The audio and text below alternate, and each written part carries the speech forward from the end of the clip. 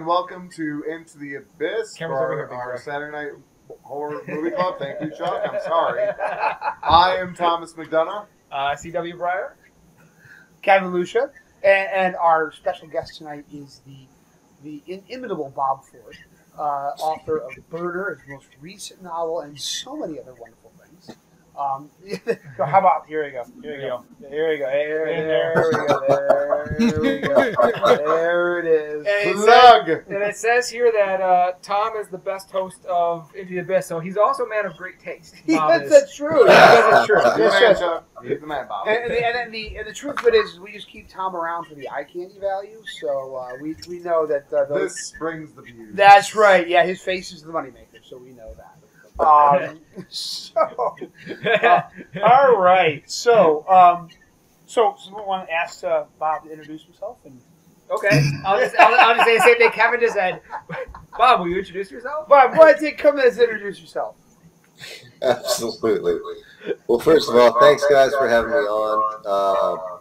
I've seen the past episodes. I'm really stoked to be part of it. It should be a fun night. My name is Robert Ford. I'm the author of a handful of novels, a ton of novellas. Most recently, as you said, it's been Burner. Currently, I'm working on some stuff with John Bowden. I know that is. Knuckle Big Bang series. This is called Black Salve, and John and I are closing in. We're real close to the ending of this one. Let's see. I should have a novel out this year called Dead Pennies. And I'm working on a new novel called Domino right now. At least that's the working title. So, yeah. Very nice. Very cool. Well, as always, is an integral part of our experience here Into the Abyss. We always like to share the libations that we're enjoying this evening. I am actually driving home tonight, so the only thing I'm having is energy drink after energy drink. So why don't you guys go ahead and share what you guys are enjoying. All right. We've got quite a spread here. We're turning into very quickly liquor connoisseurs here on this show. Well, we'll start with non-liquor. Just to celebrate, we bring in a lot of the Southern Tier distillery selections, but they have their new flavor, the Irish Cream Stout, Southern Tier Brewing Company. Honor of St. Patrick's Day. And Honor of St. Patrick's Day. That is it. But what I'm starting to go. Nice. I've got here, I brought along with me from the Polish restaurant, I have some raspberry wine, which is fantastic. And some Laird's Applejack. So apple cider turned into hard liquor there, and cider whiskey. Favorite of George Washington. Yes, George Washington loved it so much, according to them, that he actually asked for the recipe to give it to him. So it's been good. Yep, since 1698. So what do you got, Tom? No, I was just kind of surprised Chuck didn't get pulled over with a car full of alcohol. Well, not drinking it. You know, we're filming from my house, so options are like pants. They're unnecessary. I'm having some Sam Adams. I'm also to clarify, he does have pants on. Just to clarify. But anyway, continue. For now. For now, he has pants on. Well, I'm also having I'm going through my whole thing. I got Kraken Attacks New York rum, really dark rum, got a nice sweet taste to it. Tastes like the streets of New York. There you go. And we got some Screwball peanut butter whiskey, always a pop one, and God knows what else. I mean, I'm the one who gets to actually drink and get silly, super silly tonight. And it's kind of funny. Kevin's like, "Oh, I'm driving. I can't drink." We drink all the time and drive to your place. That's true, but my wife is a liquor detective when it comes to smelling it on people's breaths. So I just make sure I front load and have time to recover. Put it this way: I would like to retain my drinking privileges at home. So tonight I'll be all right. fine. Well, how about let's go to the stream. What else is it? What does everyone have tonight? Yeah, Bob. What do you? Oh my God! I'm taking. I feel bad right now. I'm not catching. I'm drinking Corona. I'm just drinking beer. That's an old classic, man. Nothing wrong with that. Yeah. If Lucia was here, that would be a whole different story. Yeah. We may have to, if we have time, we may have to do a special Scares the Care edition of this at the hotel. We might. That could be interesting. That is an amazing idea, actually. Yeah. So we're supposed to refer to it as St. Patty's Day. St. Patty's Day. Okay. St. Patty's Day. All right. So what I know that Brad had there you go. All right. Dragon's milk. That's some good stuff. Okay. What else we got out there drinking tonight? Anyone else? Yeah, Pepsi. There you go. There you go. All right. Very cool. And Mountain Dew. All right. Yes. Very cool. All right. Brand of anonymity. So here's what we're going to do. So what we do now is I have pre-picked 6 movies. We want to talk about stuff coming up on the horizon? Oh, yeah. Sorry. Go ahead. Well, I'll go ahead. mention a couple things. One, first of all, April 1st is Scares That Cares AuthorCon. Yes. So we've talked before about Scares That Cares. They're doing a special author-centric event down in Virginia coming up April 1st weekend. Yep. So Kevin and I will both be there. You'll be manning your table, and I'll be manning the cemetery dance table. Yep. And I do not know when the last time cemetery dance was actually at a convention. So that's pretty exciting as well. Yep. So, and then we're working with Cemetery Gates Media to try and get Sticks and Stones out before then. So we're hoping to have that out, that new short story collection. Because they have a table there as well. Cemetery Gates Media does. Yep. So there should be copies of Liminal Spaces there, Bob. Because Cemetery Gates Media will be down there. So, Good. Cool. All right. You're talking about Sticks and Stones, right? Yeah. Also, too, I don't have too many official announcements yet because they're still sort of under the wraps. But as we may have mentioned last time, I recently took the position of the paperback and ebook editor at Cemetery Dance Publications. So we're starting a new line there, differentiating it from the special edition line.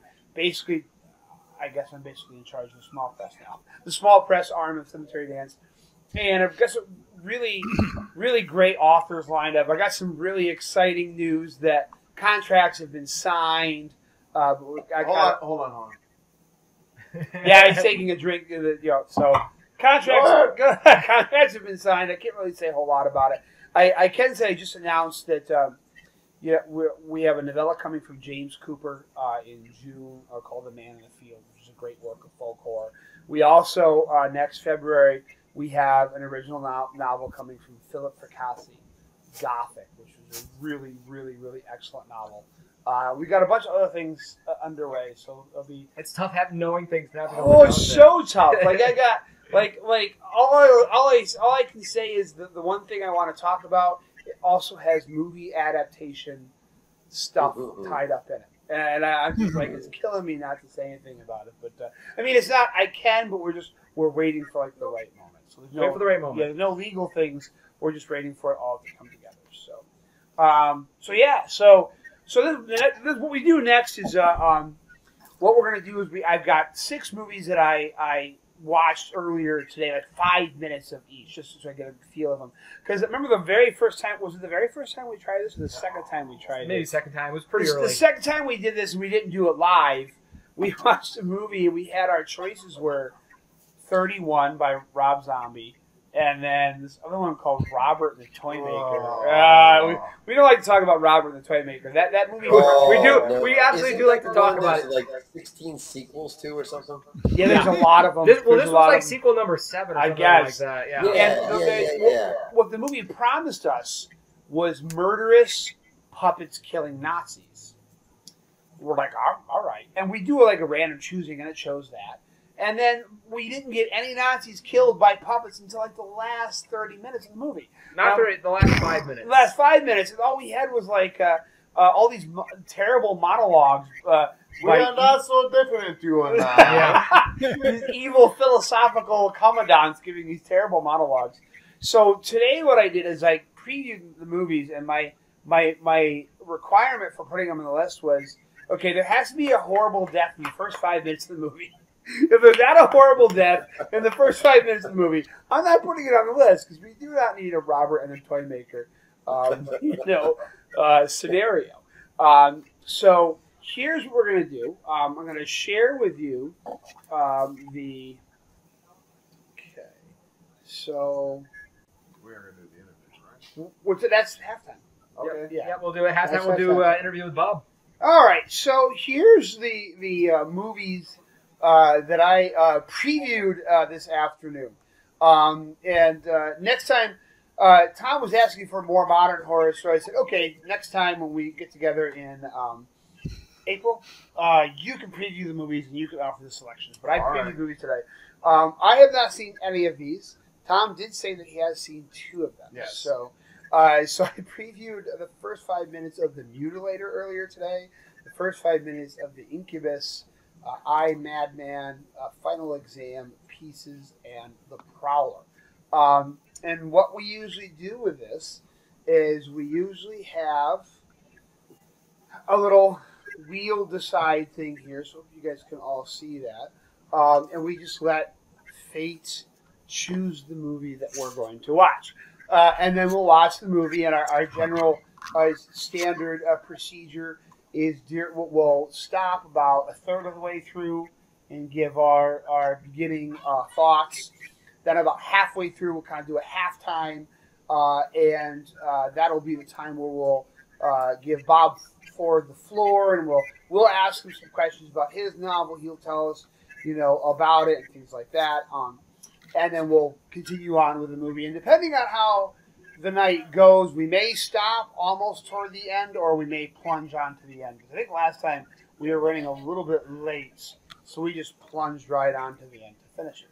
Yep. A couple notes while we're doing this is we found that you guys on your end are going to want to keep your mics off during the movie. Because we have had in the past where there's a little bit of feedback. If your mic is on, then it's filtering back to us the movie like double laid over on top of itself. If we get a back feed from you guys, Robert the Toy Maker will show up at your house. but he won't kill you. Yeah. He'll just bore you for the next hour and a half with philosophical Nazi monologues about how you and I are not so different. And then kill you right when you're starting to get comfortable. That's right, yeah. Bored. Then he'll kill you in the least dramatic fashion possible. Mm-hmm. Obviously, it's a free-for-all in the chat during the movie. We had a lot of fun with it. I have chosen a specific schlock value because, A, I've realized I'm very much underviewed when it comes to 80s horror. And also, too, we're here, we're drinking, we want to have fun. So are we ready? Are we ready to spin the wheel of fate? Spin the wheel. Spin the wheel of fate. Here we go. Pieces! All right. This should be an interesting movie because the tagline for Pieces is "It's exactly what you think it is." Across the top in bloody letters, it's exactly what you think it is. Okay. All right. So I'm going to hit stop on the recording so we can get ourselves set up with the movie. And I always like to do a quick check just to make sure. The very first time we did this, almost a year ago now, we recorded a whole night. It was you and I and Auto Club, and then who else was also here? Anton Kanker and Joe Sullivan. And then the next day, we put the footage together, and it didn't record any of the audio. So I like to check along. We should be good. Yeah, I know, right? We should be good because I already did a test recording earlier. So here we go. I'm going to stop the recording, and then we will jump into Pieces. Okay, so we are about 30 minutes into Pieces. Why don't we give our guests an opportunity to chime in first on their thoughts on the movie so they can start high and then crash. So, Brad, what are you thinking of Pieces so far? I think the commenter on IMDb that's saying it's a great comedy horror is right on target there. How about you, Autoclave? Yeah, Can I predict? Am I allowed to predict? Go ahead. I think we all know I think it's the Dean. As old as I am. Yeah. I'm almost pretty sure it's the Dean. I'm questioning like what the trigger was though, because he's obviously gone like this whole time. This murderer has gone this whole time without like doing anything. But that mirror smashing must have been the trigger. Hey, you know. But where was he? Yeah.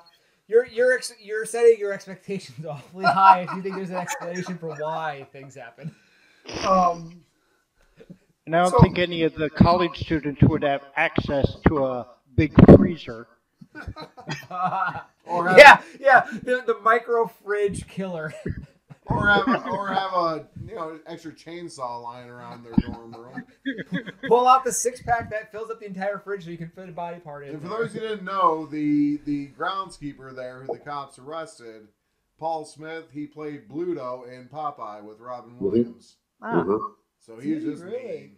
Yep. So I looked this up online, and of course, Captain Loomis also mentioned that it was filmed in Madrid. So it is a dubbed film, except it's half dubbed. It's like it's you can half tell dubbed. certain people. Well, yes, that as my brief exploration into the foreign films, like it's a weird thing. Like the guy with the black hair, the one cop, he's in a ton of 80s horror movies, and he's an American. He's the only one. He's the only one who's not dubbed. That was like I watched this Italian film once that had John Saxon in it. And everyone's dubbed except for John Saxon. I'm like, what is John Saxon doing in this Italian film? Like, he just apparently wanted to buy himself something nice that month, so he was in this movie. Had a car payment. Yeah. So, Bob, what are your thoughts so far in Pieces? Yeah, here's the thing. I have a serious love-hate with a lot of European horror. It either hits the mark dead on, or I absolutely and utterly loathe it. Now I've seen, I'll admit, I've seen Pieces before, and honestly, I'm actually really kind of stoked that that's what we ended up watching tonight. I look back, I try to break down whatever it is. If it's something like this where you say if certain things are over dramatic, it's dubbed, it's whatever. I try to look past all of that and just look at the core story itself. And honestly, I try to look at it as, okay, honestly, I'm looking at it as, what can I possibly steal from this in the future? Absolutely. That's what I'm looking at. Yep. Is there something at its core that I could go, holy hell, that was an amazingly cool twist or something like that. Can I utilize that later? Here's a twist: doing exercise in high heels. There you go. Like they're doing right now. I mean, so far we kind of got the idea that it's sex equals death. That these Which one of you guys said chlorine does that? Which one of you guys said that? That ruined me badly. That was perfect. I mean, I don't want to say anything, but it's not as great as movies make it look to be. Well, I get it. I think I now know more about you than I ever really wanted to know. Thank you very much for that time. I am now about the bearskin rug time. Yo, and I'm not drinking at all tonight either. I have to listen to this sober. Oh, anyway, we'll remember it in the morning. Yeah. Now, I just want to point out the whole thing was the mother attacked this kid when he was putting together a nude puzzle. Yep. And I think now it's about as Freudian as you can get. Yeah, the kid now equates sexiness with evil. So, I mean, you had that one girl who's lying in the park with her skirt up. And then you had the one girl who's like, I want to do it underwater. And then you had the one girl who just screams, I'm a victim here, saying there's nothing better than having sex and smoking pot. I disagree with you. Oh. It's not sex equals death. Yes, it's huge because mommy came and attacked him, but you notice he's putting the puzzle together and then chopping girls up. He's trying to recreate his dream woman to match the puzzle picture. No, the dream woman who looks like his mom. Well, no, he's got the puzzle. Well, and he's doing the. That's a little Freudian too, but I thought it was just because jigsaw puzzles suck. I mean, you lose that last piece, and now I'm going to kill a bunch of people. Of course, and I just realized now where your paw is, where the play button is right on that woman's crotch. So, I mean, do you want to give that a tickle now, Kevin? Sure. I do. Before we continue on, I want to echo what Bob said, and I'm sure that Chuck probably feels the same way. That as you don't know me, as writers, we're like we cannibalize pretty much everything we come across. You know, we're watching a award-winning, moving emotional horror film or a period piece or schlocky 80. Are you talking about Whack Off Island again? Yeah. mermaids. Anything at the end of the day becomes fodder that it could be the campiest movie you've ever seen, but you're like, ooh, I like that little, and maybe it'll just send you off on writing stories. Yeah. So yeah. My thought is, I'm surprised how much plot and valid dialogue there actually is in this movie. I thought it would just be pure schlock. They actually tried to make a decent movie. Here's the thing, and this is what, like I said, this is what's kind of blown me away in my exploration of 80s horror, is there is some, like, I don't know if anyone's ever seen the movie The Suckling, but Suckling? Bob has seen The Suckling, haven't you? I think I might have blacked it out in my memory, but yeah. Here's I the think I premise. have. The premise is The Suckling. You have a brothel and an abortion clinic all in one place. You know, there's one-stop shopping. And Look, a green laundromat and liquor store.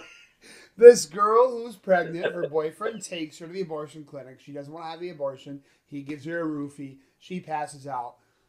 They abort the fetus, and you can only make a movie like this in the 80s. And Yeah, of course, yeah. they I know flush this. the fetus down the toilet, and Yep. of course, there's random nuclear waste there because of the 80s. And, Yeah. and the nuclear waste irradiates the dead fetus, turns it into like this monster that encases the whorehouse and starts killing people off one by one. Yep. That was really trashy. That was really, really bad. But I'm continually amazed. You sit down and watch this 80s movie that's schlock, and you think, oh, this is going to be terrible. But then it's not really. I mean, it is, but it's embracing its terrible. What is it? Blue Gillian of Cemetery Dance is the best thing I've ever heard about 80s horror. The 80s horror is a rock party, and everyone's invited. So, yeah. You might not hook up with the girl you want, but you hooked up nonetheless. All right, so I'm going to click stop on the recording, and we will continue on with pieces unless anyone else. And then we'll do Bob's interview at the halfway point. That's right. Yeah, at halftime, we'll give the floor to Bob Ford. We can talk about his novel Burner. All right, let's hit stop. Take it away. Welcome into the Abyss, and we are here with Bob Ford, author of Burner and many other works. But tonight we're going to be focusing heavily on Burner, the main part of the interview. Burner is the latest novel by Bob Ford, and we are so happy to have him here as our guest tonight. Hello, Bob. Hey, thanks guys for having me. This has been a blast so far. So we are watching Pieces, which he's said he's seen before. We're enjoying that, but we want to spend the next couple minutes chatting with Bob. And want to just give you the chance to just tell us a little bit of background on Burner, where the idea came from. And I know you wrote that into at the end of the book. You have some descriptions of where the idea came from. But why don't you go ahead and let us know what Burner's all about and where the idea came from? Sure. Burner was the core concept of Burner actually came from I'll show you.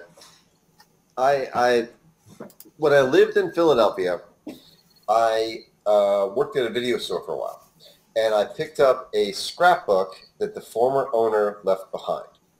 Now, initially, the guy was really into theater and plays and just pop culture type of things, so he would cut out newspaper articles that were really interesting.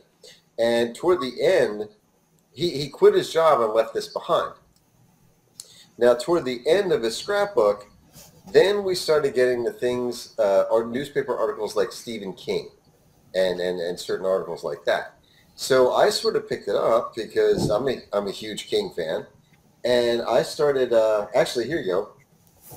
There's one right there. I don't know if you guys can see this. Yeah, I see him. Kind of like that, an old Stephen King article. So I started, when I lived in Philly, started cutting out just strange, weird newspaper articles that would happen in the Philadelphia Inquirer. And I came across an article one day about a Japanese wife whose husband had a heart attack. And it was only, the article was literally a paragraph and a half. Like it was very, very tight. And in the hospital, the Japanese woman, her husband, on his deathbed, said, "I'm sorry." And she had no idea what the hell he was saying sorry about.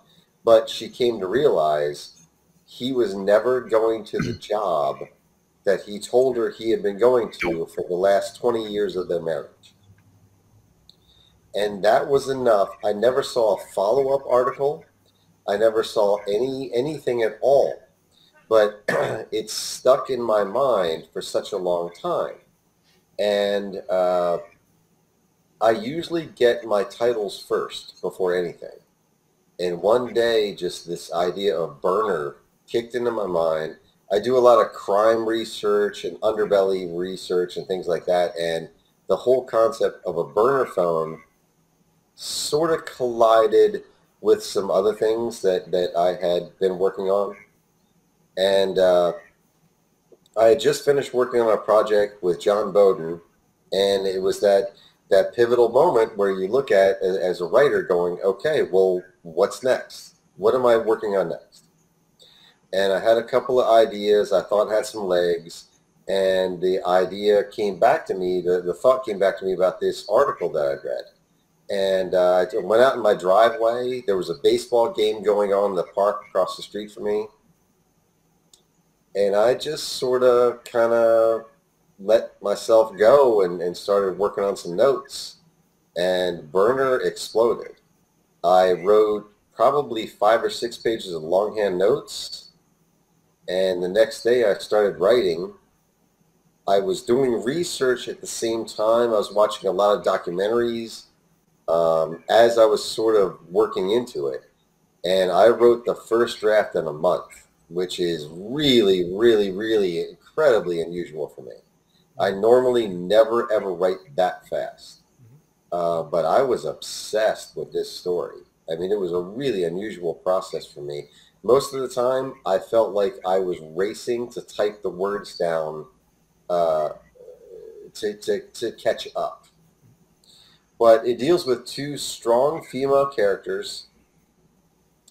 They're on opposite sides of life. One is very, very wealthy and has a perfect life. Perfect husband. Everything's great. She has a daughter in college. Everything's awesome. The other female character is on the verge of graduating medical school. Her life is just on the verge of kicking off. She knows that her boyfriend is going to propose. Life is just starting out to work out very well. And the wealthy woman's husband has an unfortunate accident, an unexpected accident where he dies. And she finds a hidden burner phone. And what she discovers after that makes these 2 women's lives collide together. So there's the initial origins, and there's the setup. Anything past that, I feel I would start to spoil certain plot lines. Yeah, we don't want to give spoilers here tonight. So Yeah. So you guys have any specific questions about the book? Not spoiler questions. I mean, and Tom, having read the book, I know you might want to ask these questions from the fetal position. So Yeah, I because mean, it's a rough book. My first question, Bob, is what the hell's wrong with you, man? I mean, no. Well, I was an only child. I was left to my own devices quite often. That's why. That's what's wrong. Many things. Just ask Lucia. Lucia will tell you what's wrong with me. He's known me for a long time. Because we talked about this on Into the Abyss before, about the difference between horror and thriller. And sometimes, especially how horror does not have to be of a mystical monsters and goblins and ghosts and vampires. But, Sure. I mean, I tell my kids this all the time. The biggest monsters in the world are us, humans. Yeah. And that really, I'm going to say right now, the book really, it was just horrifying. Okay, I'm going to say it right now, just horrifying how people could care so little about each other. That they're not even, I mean, you wouldn't treat a mouse in the street the way you treat some people. No. And what's, I'll tell you what's more disturbing is the documentaries that I watched, the case studies that I've read about real life incidents. I had to cut out a lot of initial things out of the novel. I probably cut out about 10 to 12,000 words that were really based upon real life counts and case studies, because I felt when I was done, those real life inspirations were too over the top.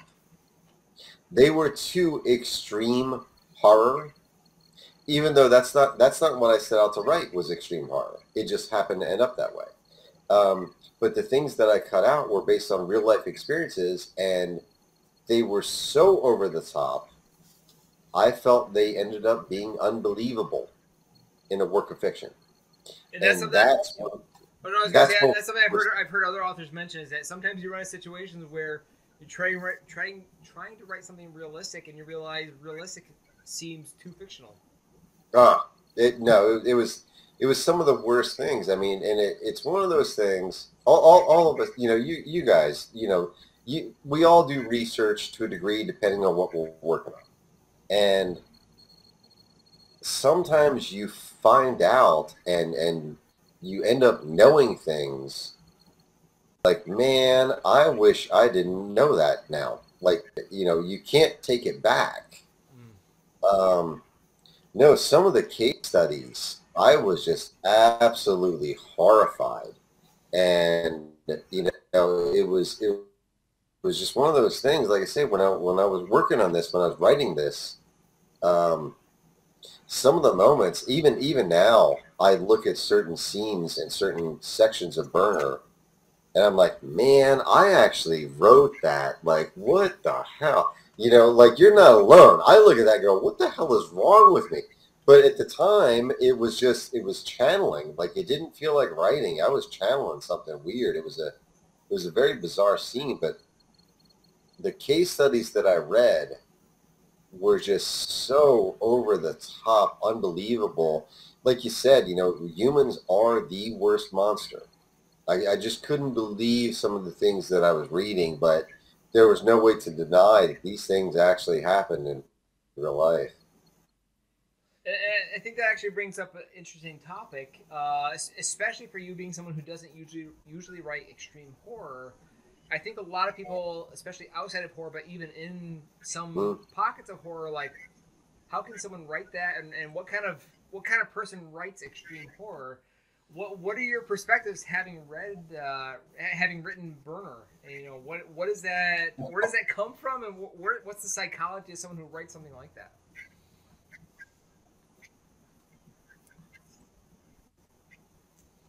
Well, that is actually an excellent question. I have really strong opinions on this kind of question. When you're talking about that kind of thing, and this question does come up an awful lot. I see it come up in a controversial setting of readers and other people online about the writers. What the hell is wrong with you? How could you possibly, you're this, you're that because you wrote this? No. The guy who wrote Lolita, it didn't mean that he was the character.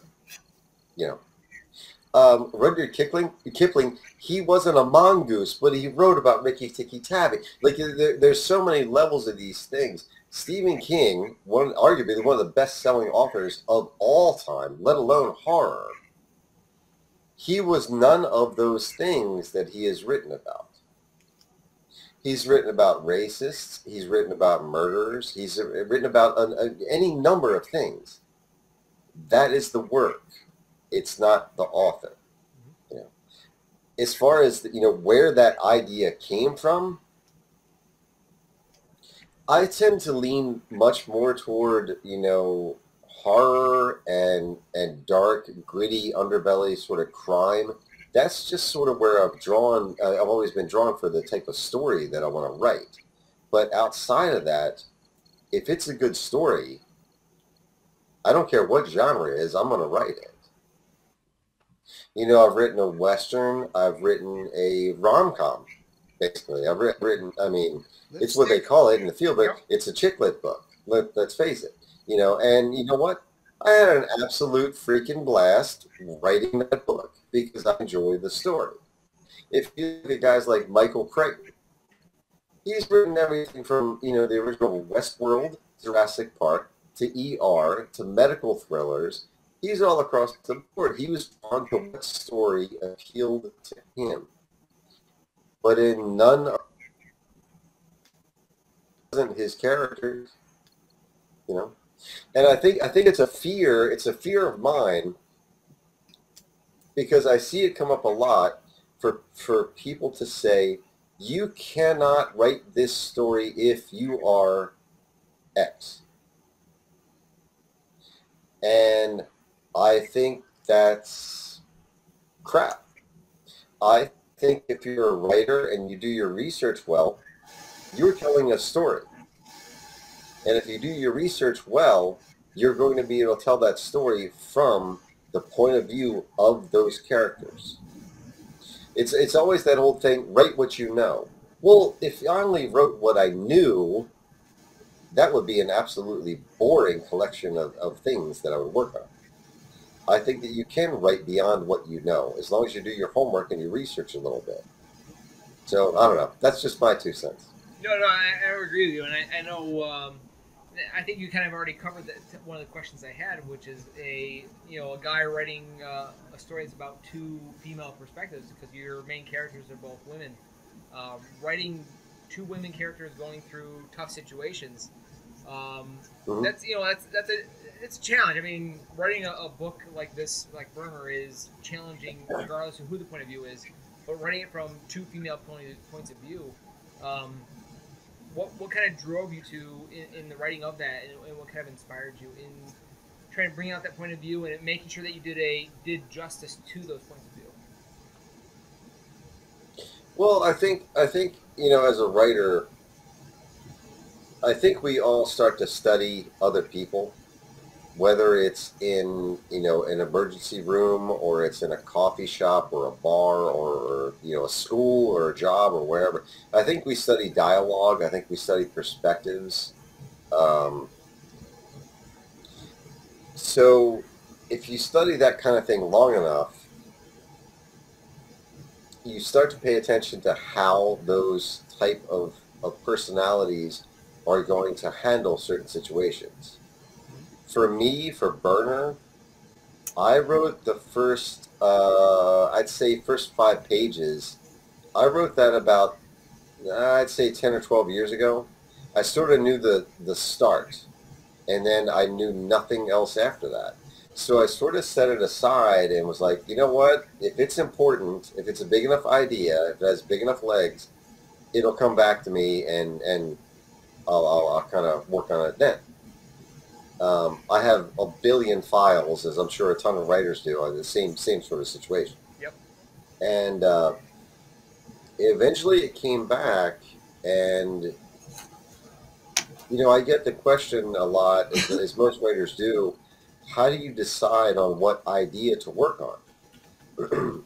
My response is always the one that screams the loudest. And at this particular day, at this particular time, this is the idea that screamed the loudest. And the 2 women, the two female characters, they just sort of developed on the fly. I mean, normally I have a little bit more of an outline, very, very loose, because I don't like to write the ending of an outline. I like to kind of do the first third. And after I do the first third as an outline, the rest sort of takes care of itself, and I flow with it and just roll with it. But the first, normally with this, I didn't do any outline at all. The characters sort of developed on the fly, and like I say, it was just such a strange, very strange process. Normally, I don't sort of sink into writing a project until I know how the main character thinks, how they would react if they go into a bank or a grocery store or a bar, or, I kind of need to know that sort of background, so I'm really familiar with them. This was an entirely different project for me. It was, like I said, I said earlier, a lot of times it was like I was typing as fast as I could to catch up to what was going on. But I hope, I mean, the reviews that's still coming in are so positive, and I'm proud of the book. I really am, and I just hope that I've done justice to the 2 female characters. That was really important to me, to make sure that their character arcs stay true to who they are as a character, to who they are as a person, but I just wanted to make them believable and not fall flat. So. I don't have to say, I think the scariest thing was you were just shining a light into an aspect of society worldwide that a lot of people don't want to see happen.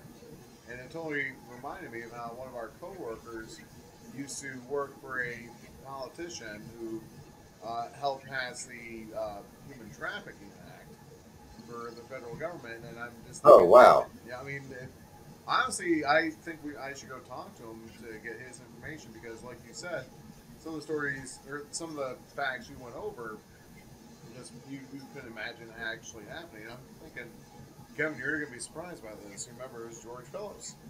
Okay. He did the research on this stuff, and he must have been exposed to some horrendous things. Mhm. And I mean, you have to wonder. I mean, especially as a writer, would you say like, have you seen a lot of writers kind of go into that dark underbellyness and come out the other side like you have, I guess? There's definitely been a few. I know Rath James White. He was working on his novel Succulent Prey. Oh, okay. He created an online handle. Nobody knows your nickname or whatever, who you are. He got onto some very underbelly message boards. He was doing some research on cannibalism, and he had the same sort of reaction I did.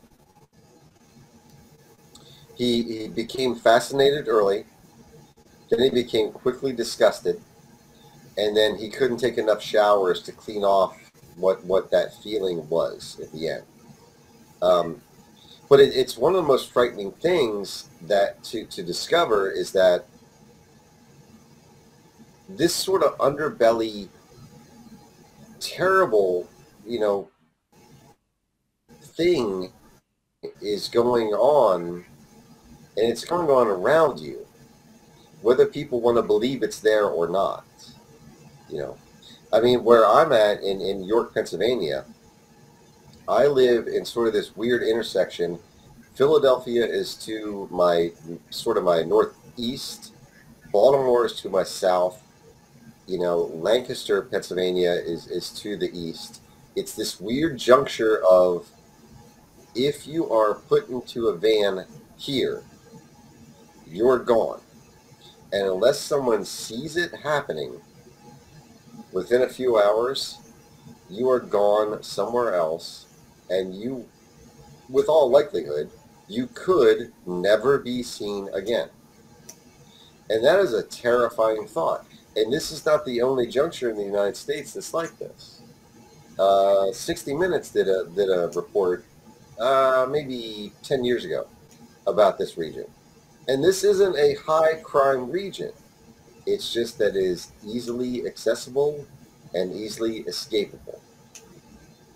Yeah, and you have this great line. Actually, it's the very last line you have in the kind of the synopsis or whatever what you write at the end of the book.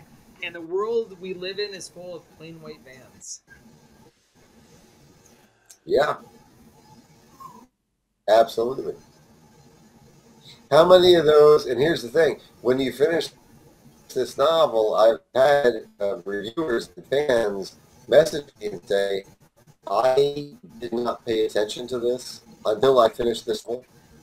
And I've realized just on my 20-minute YouTube tour, it is ridiculous how many white vans I pass on the highway to the way to my job. And no one pays them a second guess. Yeah. No one pays them any attention. I know people. I'm so thrilled. Like I say, it was a very tough novel. Yeah. No, I was going to let you speak. I'll speak after you speak. Go ahead, Bob. I was going to say, I'm really proud of it. I'm really proud of it, even though it was such a unusual difficult novel to research, but I'm really proud of it. You know, and it's unusual that it's been out for a little over a year now, and I still have having people, and just in the past week, say, you know, I know it's February, but this is my favorite novel of 2022.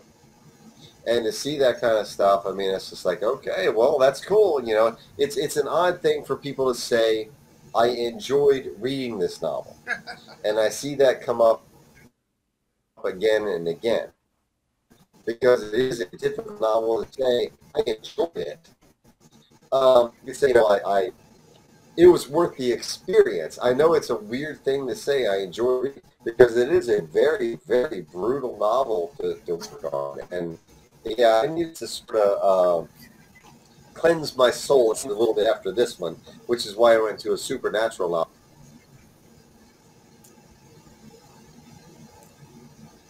Yeah. No, I was gonna say. I mean, the question often gets asked of writers are like, "Why would you write something like this?" But authors write this stuff, and people read it. And so I think if we turn that question around, why do people read it? Oftentimes, the response you see is that they actually feel better having taken that time to look at what you don't necessarily want to look at, but you feel better knowing what's out there and understanding it. Because in horror, with any sort of monster story, when you can see the monster, it becomes a little less terrifying, and you can respond a little bit better. I think that's why we people tend to look at things like crime dramas, or murder, like real life murder mysteries. People like to watch these things because you feel a little bit more safe having analyzed what's out there. It's not pleasant, but you're ready for the next instance. I think Stephen King calls that naming the monster. Yeah, naming the monster. Yep. Naming them, you give a name. Yep. So. And so it's something that's somewhat cathartic, and also kind of very human to be prepared for what's out there. I think it's odd that the question always gets asked of the author, why do you write this? But no one asks, why do you read this? And I think the answer comes back of let's be prepared. And there's a connection there between those writers and those readers. Also, too, there's something to be said for just like you said, the catharsis. Like I'll describe some of the plots of some of the things I'm working on to some of my senior students, and I have this one senior student who's like, I'll describe the plot, and then she'll look at me with really big eyes, and be like, "Are you okay?" I'm like, "Yes, I am okay, because it's all on paper now. This is what keeps me. This is what keeps me okay. Is writing about all this stuff, all this darkness that I have inside, or the darkness in the world. Yeah. I put it on paper, and that's how I stay. Okay? I'm going to another classroom. All right. Do we have any parting questions for Bob before we return to pieces? No, I'm just going to say a compliment, Bob. I'm going to make sure my wife reads this. She is into this type of stuff, but no, it was really good. I mean, this is one of the few books where I would read a book and then put it down. This one I just read straight through. I'll have to say also, too, as far as a reader, so let me rephrase that. Obviously, haven't been a book reviewer for many years, and now being an acquisitions editor for Cemetery Dance. I'm still having a hard time saying that. But being an acquisitions editor for Cemetery Dance, obviously my preferences take a backseat to the quality of the work. For example, I've accepted ghost stories so far for Cemetery Dance. I've accepted folk horror. I'm currently reading a book right now that is an homage to 70s exploitation grindhouse movie theaters, and it's really, really well written. So as far as the editor side of me, I don't have a preference. I'm like, it's got to be well written. That's all I care about. And of course, as a reader, I have my preferences, and I would have to say that generally speaking, though I appreciate what extreme horror does, extreme horror is not generally my preference. But Bob, you handled it in such a way that it was horrible and terrifying. I don't know if this makes any sense. It was horrible and terrifying, but you handled it in a strangely beautiful way. If that makes any sense. Like, this is a terrible, horrible story, but it was just handled so well. Yeah, I agree. Extreme horror is not my preferred genre either. But I will say one thing that bothers me with extreme horror is oftentimes it's, kind of let's see how much blood we can spill. Look at all these gore. Yeah. There's the lowest common denominator in every subject. It's like look what I can put visually out there. But I think, Bob, what's wonderful about Burner is that you kept the humanity in it. That's right. I think that's what's often missing for me personally with extreme horror is the humanity of the situation is not often there. The few times I have actually enjoyed extreme horror is when it actually reminds us these are human beings, and I think you nailed that. Yeah. Well, guys, I truly appreciate that. Send all therapy bills to Kevin Lucia. Yeah. Please tell your wife. Tell your wife to send therapy bills to Lucia. No, it is one of those things that when I was writing Burner, they were intentionally short chapters. Because I felt because of the topic matter was so heavy duty and brutal at times, I did want the reader to be able to have the opportunity to take a breath in between chapters.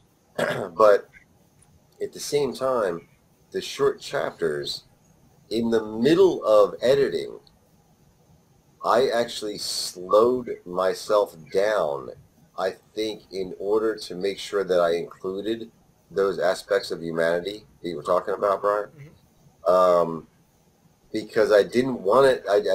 The last thing I wanted to do was to let it slide over into the gore fest extreme horror for the sake of being a gore fest.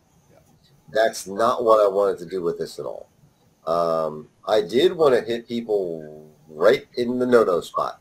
I did want to do that. I wanted them to... Show me on the doll where Bob Ford touched you. You got it. And that's then right. hit you. Kevin, I got your doll right here, buddy. Right here. It is creepy. You know what? Here's the thing. John Bowden made this for me. He made it. That's awesome. Hi, Henry. That rat And bastard terrifying. sent me his novel that is coming out later this year. Hi, Henry. And I can't say anything more because it's so terrible. It actually it's the worst thing I've ever read in one of John Bowden's novels. It's so utterly disturbing. So I get a cardboard box package in the mail, and I'm like, I never get anything from anyone. You send me your books, Lucia. Yep. But I never get anything. So this box shows up, and I'm like, what the hell is this? I open it up, and there it is, staring in the middle of the damn cardboard box under tissue paper. That's horrifying. This kitten. That's awesome. Freaking kitten thing. He custom made it. He searched around for a white stuffed cat thing and got a baby doll head and custom made it just to screw with me. So I don't know what I'm going to do to him at some point, but it's going to be bad. Send a baby doll body with a cat's face. that is Yes. amazing. That is amazing. And when you read this novel when it comes out, you're going to be, that son of a bitch, Bob Ford has an existing one. It's going to haunt you really badly. I'm just going to say that. So we want to give a shout out to Bob, but we'll also give a shout out to John Bowden. Oh, John Bowden is the John goat. Bowden is He's the goat. Look him up as well. John Bowden's amazing, and that is fantastic. I'm glad you have that on this show. Oh, well, it's here as motivation because whenever I'm feeling sleepy, all I got to do is turn my head. I'm like, holy shit! No, I need to, like, I'm back on it. I'm good. I'm all good. All It's right. better than a Red Bull. Awesome. On that note, we're going to jump into pieces, and I think what we're Read going to Bob do, read Bob Ford. I think what we're going to do is we're just going to plunge right on to the end. So back to pieces. So we'll be back here, folks, at the end of the show. Excellent. All right, thank you, Bob. Thank you, guys. I'm so confused. At the end of ending. pieces, that's going to go up the number of top 3 endings I've seen in the last I don't know what that was. Tom and Chuck, what are your thoughts at this point? Wow. I'm so confused. That's all I got to say is wow on that. I mean, first of all, okay, it's always the whole ending with a twist or a possible sequel, but the whole let me grab your crotch and pop you. And how was it nuts. alive? Like it became sentient. Like, was there black magic going on that we didn't know I about? don't even know if that was a professor or Frankenstein lady. That's a foolish question. That doesn't matter. It's Italian horror. It doesn't matter.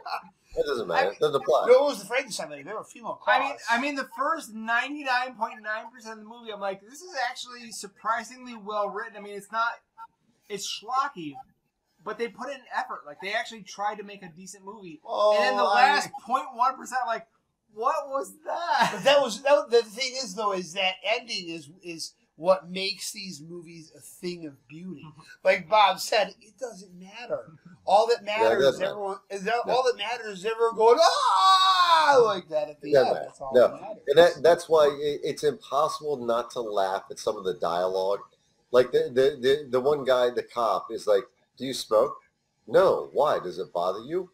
Why are you asking if I don't smoke? Why are you asking that? Why Would you like some Wendy's? Yeah.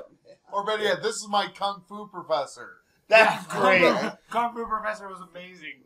Or let's not forget, because obviously the guy who unfortunately had that incident at the end seemed to be sexing up all the ladies. That one girl's even like, "I'll let you gag me." That is. Then we saw a little Pepe there, and little Pepe had a bad day. I mean, there's a comment during the movie that someone said about all the pauses during the movie that actually makes this movie perfect for, if not for the nudity, this movie would be perfect for MST3K. Oh yeah, for Rip Tracks, yeah. So how about there in our audience? Any comments on this movie?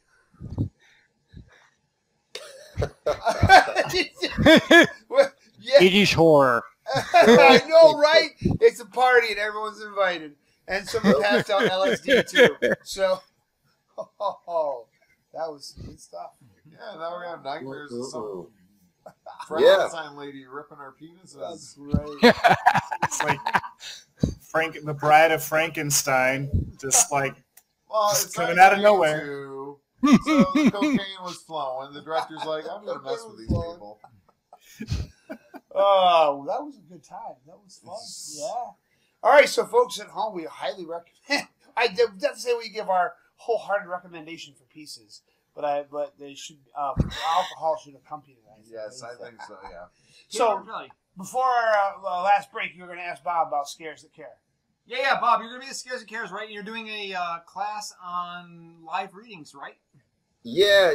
I'm gonna do it's a course. We're gonna break it up a little bit, and I'm gonna get all the attendees. I want to see how they read, if they've ever done a live reading, and the goal is to just improve.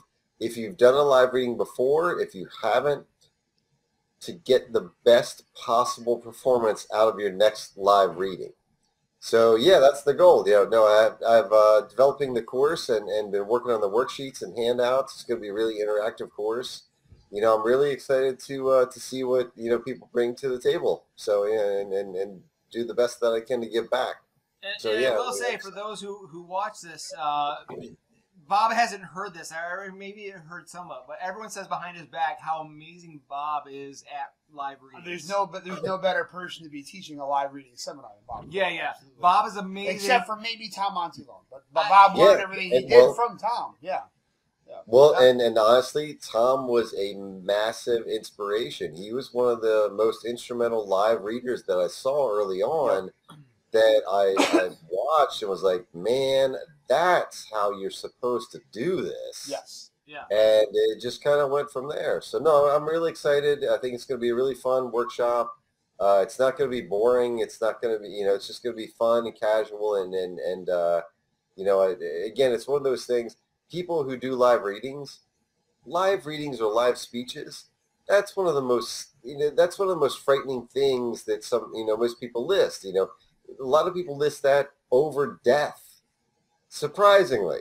I saw And it's just one of those things. Is like, man, that's not necessary. Let's take a breath and relax a little bit. We're gonna kickstart some things and make people feel a lot more comfortable and do what we got to do. So it'll be a blast. Looking forward to it. Alongside that is a terrifying thing is like stopping somebody on the street to talk to them about something.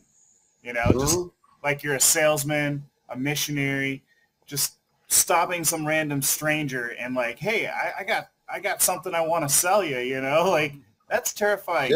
Sure. Well. Absolutely. Absolutely. Now just imagine Bob telling this movie in his live reading. Then the hand reached up and tore off his penis.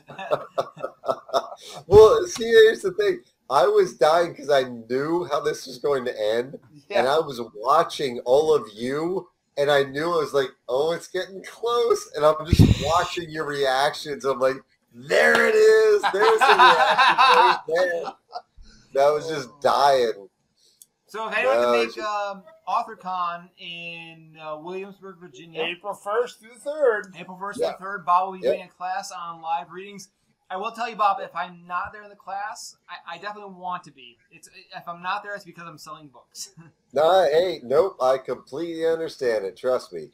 And it's just going to be a fun, great weekend, no matter what. So I'm still looking forward to it. All right, very cool. All right, so this is been another installment of Into the Abyss Movie Watch, and all of our viewers who will see this later on this week, go buy Burner by Bob Ford. Buy anything else by Bob Ford as well. Also, look up C.W. Breyer's works, and I have a few books out there as well. So thank you for joining us. And what's our usual model? Eat, drink, and be scary. All right.